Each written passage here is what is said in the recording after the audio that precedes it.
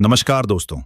क्या आपने कभी सोचा है कि अगर हमारी प्यारी पृथ्वी जिस पर हम रहते हैं अचानक मिल्की वे आकाशगंगा को छोड़कर किसी दूसरी अनजान आकाशगंगा में पहुंच जाए तो क्या होगा। ये सुनने में भले ही किसी विज्ञान कथा जैसा लगे, लेकिन आइए आज इसी रोमांचक कल्पना में गोता लगाते हैं।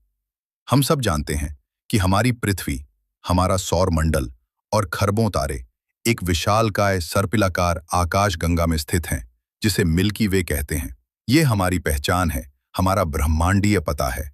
लेकिन जरा सोचिए, अगर यह पता बदल जाए, तो अगर हमारी पृथ्वी किसी और आकाशगंगा में अरबों प्रकाश वर्ष दूर कहीं और होती, कैसा होता हमारा रात का आसमान? क्या जीवन वैसा ही होता?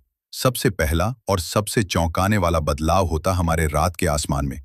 आज रात में जब आप तारों को देखते हैं, तो आप मिल्की वे के ही हिस्से देख रहे होते हैं। उसकी शानदार चमकीली पट्टी देखते हैं।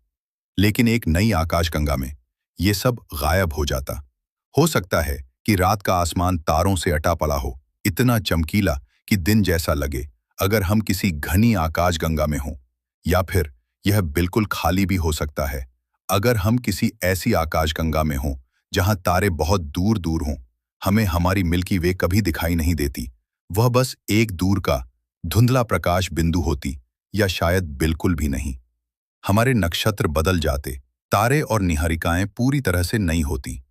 पृथ्वी का भाग्य बहुत हद तक इस बात पर निर्भर करता कि उसे किस प्रकार की आकाशगंगा मिलती। अंडाकार आकाशगंगा, इलिप्टिकल गैलेक्सी, इनमें आमतौर पर पुराने तारे होते हैं और नए तारों का निर्माण कम होता है। अगर हम इसके केंद्र के पास होते, तो रेडिएशन की मात्रा इतनी ज्यादा होती कि जीवन मुश्किल हो जाता। वहीं अगर हम इसके बाहरी किनारों पर होते, तो शायद तारे इतने कम होते कि रात में अंधेरा ही होता। अनियमित आकाशगंगा, इर्रेगुलर गैलेक्सी, ये आकाशगंगाएं युवा और अराजक होती हैं। इनमें तारों का निर्माण तेजी से होता है, लेकिन इसका मतलब है कि यहाँ सुपरनोवा और गामा रे बर्जैल से हिंसक ब्रह्मांडीय घटनाएं भी ज्यादा होती, जो पृथ्वी पर जीवन के लिए खतरा पैदा कर सकती थीं। सर्पिलाकार आकाशगंगा, स्पाइरल गैलेक्सी, मिल्की वे से अलग। अगर हम किसी और सर्पिलाकार आकाशगंगा में होते, तो शायद हालात मिल्की वे जैसे ही होते, लेकिन उसके अपने अलग आर्म्स, अलग केंद्र और अलग इतिहास होता। यहां भी जीवन के लिए उपयुक्त क्षेत्र हो सकते थे। नई आकाशगंगा में कई नई चुनौतियां और खतरे भी आते। विकिरण, रेडिएशन। अगर पृथ्वी किसी घनी आकाशगंगा के केंद्र के पास होती, तो वहां से निकलने वाला ज्यादा विकिरण हमारे वायुमंडल और जीवन के लिए बहुत खतरनाक होता। टकराव का खतरा, कोलिजन रिस्क। कुछ आकाशगंगाएं इतनी घनी होती हैं कि वहां तारों के बीच टकराव का खतरा बढ़ जाता, जिससे हमारे सौर मंडल को खतरा हो सकता था। संसाधन और स्थिरता, रिसोर्सेज एंड स्टेबिलिटी। अगर नई आकाशगंगा में भारी तत्वों, जो ग्रहों के निर्माण के लिए जरूरी हैं, की कमी होती, तो पृथ्वी का बनना ही मुश्किल होता। साथ ही उस आकाशगंगा की स्थिरता भी महत्वपूर्ण होती।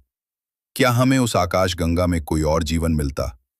यह पूरी तरह से उस आकाशगंगा के पर्यावरण पर निर्भर करता। जीवन के लिए जरूरी परिस्थितियों की संभावनाएं बढ़ या घट सकती थीं। लेकिन एक बात निश्चित होती, हम ब्रह्मांड में और भी ज्यादा अकेले होते। दूसरी आकाशगंगाओं तक पहुंचना या यहां तक कि उन्हें देखना भी लगभग नामुमकिन हो जाता। हम एक ब्रह्मांडीय द्वीप पर होते, जहां से दूसरे द्वीपों को देखना तक संभव नहीं होता।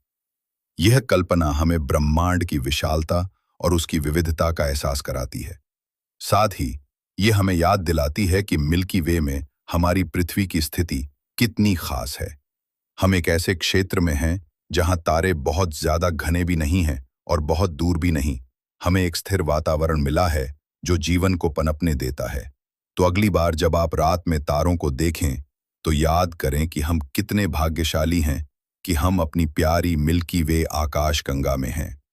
दोस्तों, आप क्या सोचते हैं?